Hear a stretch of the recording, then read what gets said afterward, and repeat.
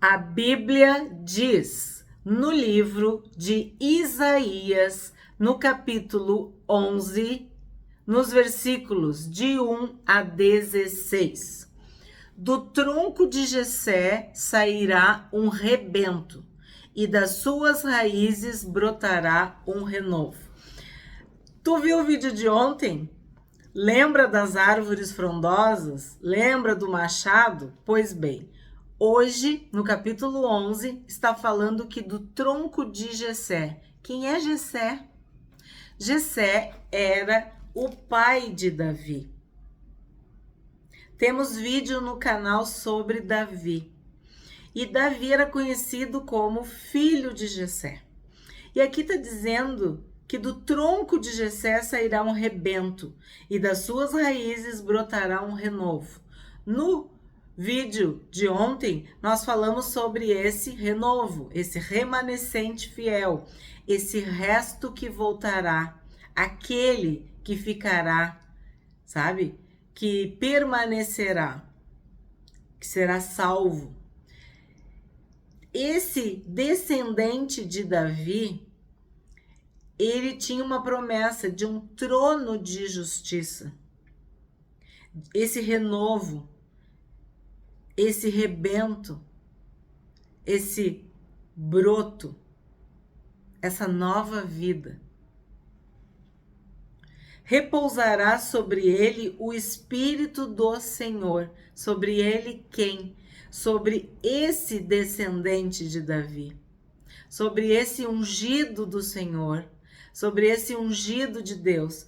De quem está sendo falado? Quem é que ia cumprir a promessa do trono de Davi? Quem é esse ungido de Deus? Porque Davi foi ungido por Deus, né? Através de Samuel para ser o rei de Israel. E era o rei segundo o coração de Deus, foi um rei segundo o coração de Deus.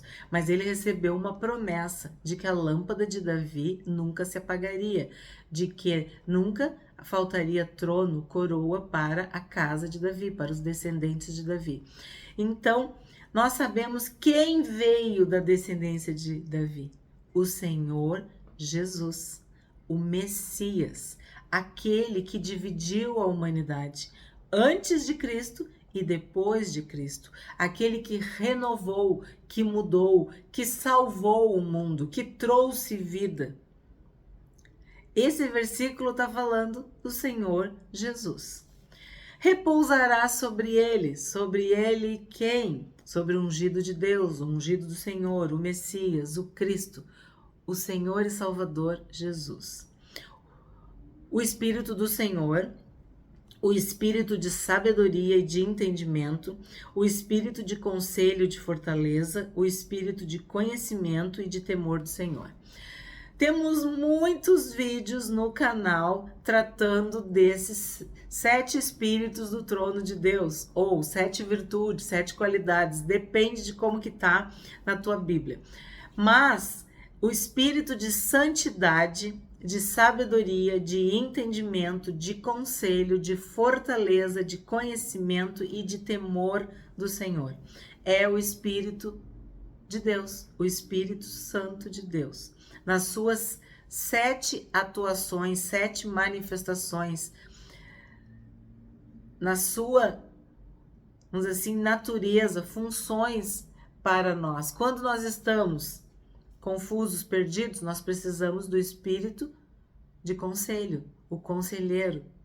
O espírito de fortaleza, o espírito que nos fortalece, nos consola, nos dá ânimo para continuar. Santidade, ninguém verá o Senhor sem santidade. Sabedoria, temos estudado exaustivamente a sabedoria de Deus. Quem quiser sabedoria, peça a Deus. Quem pode nos ensinar todas as coisas é o Espírito de Deus.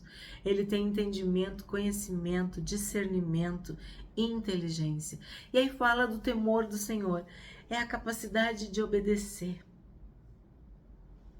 de reverenciar, respeitar, amar, adorar e servir a Deus acima de qualquer coisa. 3. Ele terá o seu prazer no temor do Senhor. Não julgará segundo a aparência, nem decidirá pelo que ouviu dizer. Olha que lição para nós.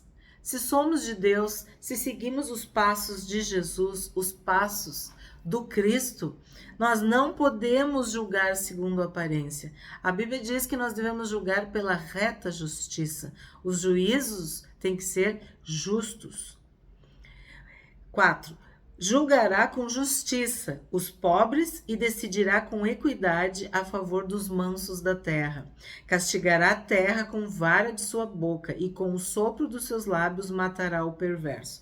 A gente vê que a verdadeira justiça vem de Deus, vem de Jesus, vem do Espírito Santo de Deus.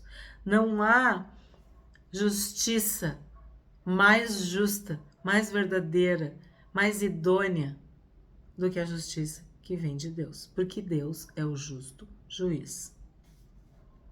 5. O cinto dele será a justiça e a verdade será a faixa na cintura. Estudamos inclusive este versículo quando estudamos sobre Efésios, né? A armadura de Deus. Então, Deus, ele é a verdade, ele é verdadeiro. Ele é a justiça, ele é justo. Jesus disse, eu sou o caminho, a verdade e a vida. Então, a verdade será a faixa na sua cintura. O lobo habitará com o cordeiro, o leopardo se deitará junto do cabrito, o bezerro, o leão novo e o novilho gordo andarão juntos, e um pequeno os guiará. Aqui fala da paz, fala da harmonia, fala da ausência do pecado. Não vai ter violência, ó. Não vai ter morte, não vai derramar sangue, não vai ter perseguição, não vai ter dor. 7. A vaca e a ursa pastarão juntas, e as suas crias juntas se deitarão, e o leão comerá palha como o boi. A criança de peito brincará sobre a toca da cobra, e o já desmamado meterá a mão no ninho da serpente. Não se fará mal, nem dano algum em todo o meu santo monte, porque a terra se encherá do conhecimento do Senhor, como as águas cobrem o mar. O conhecimento do Senhor. Acabamos de ver que o Espírito Santo é um espírito de conhecimento. Então, a presença de Deus vai equalizar, equilibrar, harmonizar todas as coisas. Nada vai fugir à sua finalidade, à sua função perfeita. Tudo vai se encaixar, tudo vai ser lindo, como Deus planejou. Paz e harmonia, o conhecimento do Senhor dominando tudo e todos. É o paraíso, vamos dizer assim, é a segunda edição do Éden. 10. Naquele dia, já falamos sobre esse naquele dia, a raiz de Jessé estará posta por estandarte dos povos. As nações recorrerão a ela, e a glória será a sua morada. Naquele dia, o Senhor tornará a estender a mão para resgatar o resto do seu povo, que for deixado da Assíria, do Egito, de Patros, da Etiópia, de Elão, de Sinar, de Ramate e das terras do mar. Naquele dia significa que vai ocorrer, vamos dizer assim, a culminância, é o máximo. Esperamos que esse dia chegue, o dia em que a justiça divina será completa, será concretizada, realizada. 12. Levantará um estandarte para as nações, ajuntará os desterrados de Israel e recolherá os dispersos de Judá, desde os 4 cantos da terra. Olha o número 4 que eu falo para vocês, os 4 cantos da terra. Sabemos que aqui temos uma profecia histórica que se cumpriu. Sabemos que tem a profecia, assim, futura, que foi a vinda do Messias. Mas nós ainda esperamos que haja justiça, que os desterrados de Israel e os dispersos de Judá, no sentido de que o evangelho seja pregado nos 4 cantos da terra, que haja salvação, que haja cura para as nações, libertação para as nações, para o mundo, que aqueles que estão escravizados, cegos, possam ver essa luz e serem salvos. 13. A inveja de Efraim acabará, e os adversários de Judá serão eliminados. Efraim não terá inveja de Judá, e Judá não oprimirá Efraim. Estamos falando dos irmãos, né? Um irmão que tem inveja do outro irmão, e um irmão que oprime o irmão. Isso não pode acontecer. Deus ordena a sua bênção quando os irmãos se amam, são unidos, lutam juntos contra o mal, contra o inimigo, não quando eles brigam entre si, quando eles fazem mal um para o outro. Então, Efraim simboliza o reino do norte e Judá, o reino do sul. Ao contrário, voarão sobre os ombros dos filisteus ao ocidente. Juntos despojarão os filhos do oriente. Estenderão as mãos sobre Edom e Moabe, e os filhos de Amon lhes serão sujeitos. Quando os irmãos são unidos, eles têm força contra os inimigos, contra os vizinhos, as nações ao redor que são hostis, que fazem o mal, que maquinam, que planejam, mas os irmãos têm que estar unidos. 15. O Senhor destruirá totalmente o golfo do mar do Egito e com a força do seu vento moverá a mão contra o Eufrates, dividindo-o em 7 canais para que qualquer um possa atravessá-lo de sandálias. Este verso 15 é muito importante e neste ano de 2024, então, nem se fala, porque o Eufrates, neste ano, foi assim, noticiado que ele está secando. As notícias internacionais, mundiais, dizem que o rio Eufrates está secando. E essa é uma profecia que tu encontra em Apocalipse, no capítulo 16, no verso 12. Então, como eu digo, Isaías foi um profeta usado para profetizar naquela geração presente, para uma geração futura, e ainda tem coisa que vai acontecer e que está acontecendo. O Eufrates ser dividido em 7 canais significa que aquele rio que era poderoso, majestoso, ele foi diminuído, ele foi reduzido, ele foi minorado, minimizado, descaracterizado. Isso é muito sério. A palavra Eufrates quer dizer grande rio, grande água, grandes águas. Uma água muito larga e doce, que trazia prosperidade, vida, abundância, fartura. Então, a gente está vendo que essa profecia de Isaías, que aparece em Apocalipse, agora em 2024, está se cumprindo.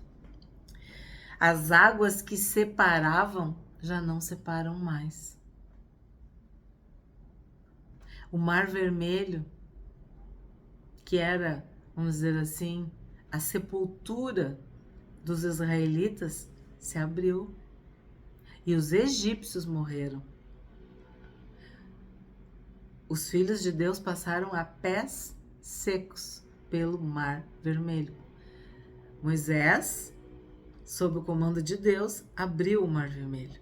Sabemos que Josué, ao comando de Deus, abriu as águas do Jordão para que o povo passasse, indo em direção a Canaã, a terra prometida. Então, quando a palavra de Deus nos fala sobre essa profecia de Eufrates, nós temos que entender que isso significa que o que nos separava não separa mais.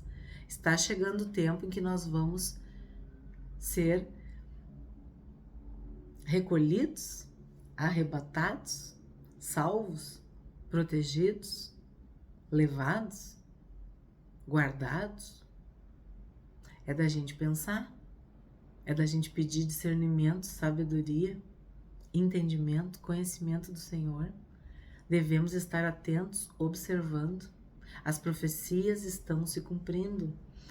Acreditamos que estamos vivendo o tempo das dores, as dores de parto, os sinais que estão se multiplicando.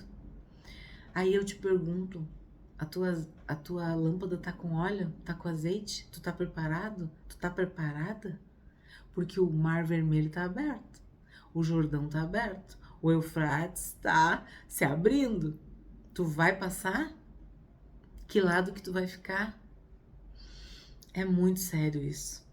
16. Haverá um caminho plano para o resto do seu povo, que for deixado na Síria, como houve para Israel, no dia em que saiu da terra do Egito. Então, de novo, as maiores manifestações do poder de Deus, né?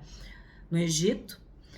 E agora aqui, Isaías está profetizando sobre algo muito forte, que é esse resto, esse remanescente, esse broto, essa semente que não foi destruída e que germinou e que deu vida. Então, o que a gente aprende hoje com este versículo? Com esse capítulo, desculpa, com esse capítulo, de que vocês viram que falava de água, né? Falava que a terra ia se encher.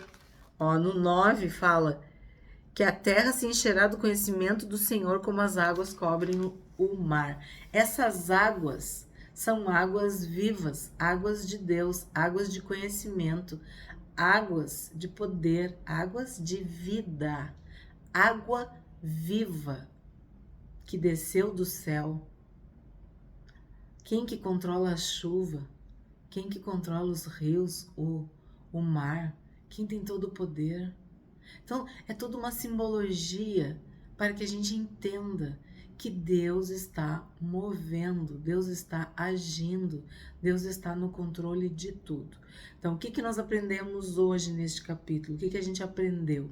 A gente aprendeu sobre o ungido do Senhor, o ungido de Deus, o Messias, o Senhor e Salvador, Jesus Cristo, o nosso Salvador, o nosso Senhor, que sobre ele, sobre Jesus repousa o Espírito de Deus, o Espírito do Senhor, que é o Espírito Santo, o Espírito de sabedoria, de entendimento, de conselho, de fortaleza, de conhecimento e de temor do Senhor.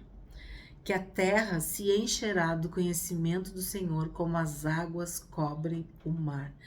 Quando a gente vê uma enchente ou ficamos assustados com as calamidades, com os fenômenos da natureza, isso é só um sinal do poder de Deus, do que Deus pode e vai fazer para salvar o seu povo, para livrar o seu povo. E eu te pergunto, tu tá te enchendo do conhecimento do Senhor? Tu tá amando a palavra de Deus? Tu tá orando, clamando pela salvação dos teus queridos, dos teus amados, dos teus amigos? Tu tá pedindo para que Deus abrevie esse tempo para que as pessoas possam se salvar? Ou tu tá vivendo a vida como nos dias de Noé, indiferente, comprando e vendendo, casando e dando-se em casamento? A minha oração é que nós possamos estar orando e vigiando, de olhos bem abertos e com as lâmpadas cheias de azeite.